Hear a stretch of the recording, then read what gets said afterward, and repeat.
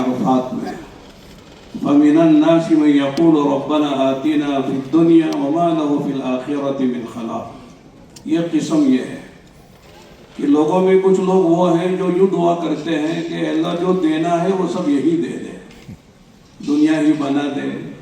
دنیا میں مال ملے، دولت ملے، شہرت ملے، آرام ملے، راحت ملے، صرف دنیا ان کے پیش نظر ہے، دنیا کی دعا کرتے ہیں۔ اور کچھ لوگ ہیں وَمِنْهُمْ مَن يَقُولُ رَبَّنَا آتِنَا فِي الدُّنْيَا حَسَنَةً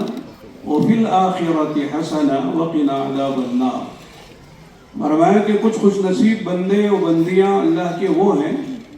جو دعا کرتے ہیں تو کہتے ہیں کہ اللہ دنیا کا بھی حسنہ عطا فرما اور آخرت کا بھی حسنہ عطا فرما، وَقِنَا عَذَابَ النَّارِ، اور آخرت کا جو بڑا عذاب جہنم کا ہے اس سے ہماری حفاظت فرما۔ اس آیت کی روشنی میں میں کہنا چاہتا ہوں کہ ہمارے الحاج محمد اعجاز شریف صاحب دامت برکاتہم نے اس آیت یہ دعا مانگی ہے کہ اے اللہ دنیا کی حسنہ دے اور آخرت کا بھی حسنہ دے۔ انہوں نے یہ پروگرام پیش کر کے اس بات کا ثبوت دیا ہے کہ اسکولوں میں بھی اس طرح دین کی، قرآن کی تعلیم ہو سکتی ہے، اور ہمارے نوجوانوں کو جہاں ڈاکٹر، انجینئر، لائر، پائلٹ ایسا بنایا جا سکتا ہے، بنا رہی ساری دنیا میں اسکول والے، وہی ان کو حافظ بھی بنا سکتے ہیں اور عالم بھی بنا سکتے ہیں، قرآن کا داعی بھی بنا سکتے ہیں، قرآن کا خادم بھی بنا سکتے ہیں۔ تو بہت بڑی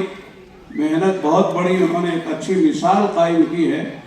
جتنے بھی ہمارے مسلمان مینجمنٹ اسکولز ہیں ان کو ایک نمونہ پیش کیا ہے کہ صاحب اس طرح یعنی جو ماحول ہے، ماشاءاللہ مجھے تو لگ رہا ہے کہ اسکول نہیں ہے، ایک مدرسے کا پروگرام ہے۔ جیسے مدرسے میں قرآن پڑھتے ہیں، قرآن پر بات کرتے ہیں، قرآن کا مکالمہ کرتے ہیں، اور اسی طرح قرآن پر بیان کرتے ہیں، تقریریں کرتے ہیں،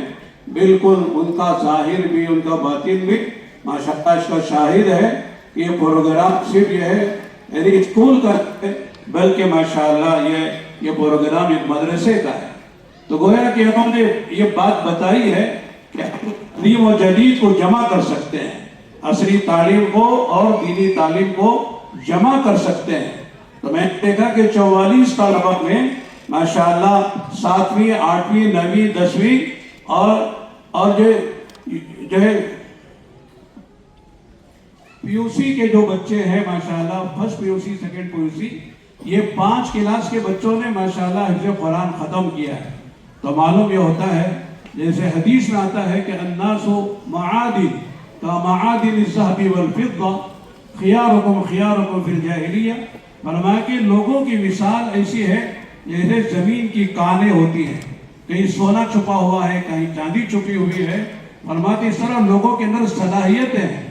لیکن اس زمین کے اندر کی چیز کو نکالنے کے لیے محنت کرنی پڑتی ہے، کوشش کرنی پڑتی ہے، تب جا کر سونا باہر آتا ہے، چاندی باہر آتی ہے، اور وہ ماشاءاللہ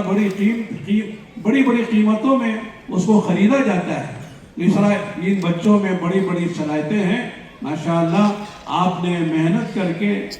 ان بچوں کے اندر کی جو استعداد ہے ماشاءاللہ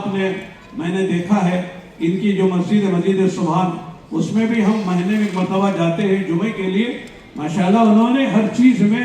بہتر سے بہتر چیز کا انتخاب کیا ہے، بہترین امام ہے، بہترین خطیب ہے، بہترین مؤذن ہے، ان کا بہترین مائک ہے، اور ماشاءاللہ ہر چیز میں انہوں نے انتخاب کیا ہے۔ لہذا شعبہ حفظ کے لیے بھی انہوں نے ماشاءاللہ ہمارے شہر کا جو معروف مشہور ادارہ ہے تارا منڈل مشکات العلوم، مفتی شفیق صاحب اور مولانا یونس صاحب ماشاءاللہ ان حضرات کی خدمات لی ہے۔ جیسے آپ نے بھی دیکھا کہ بچوں نے اس انداز سے قرآن سنایا ہے اور تجوید کا کتنا بہترین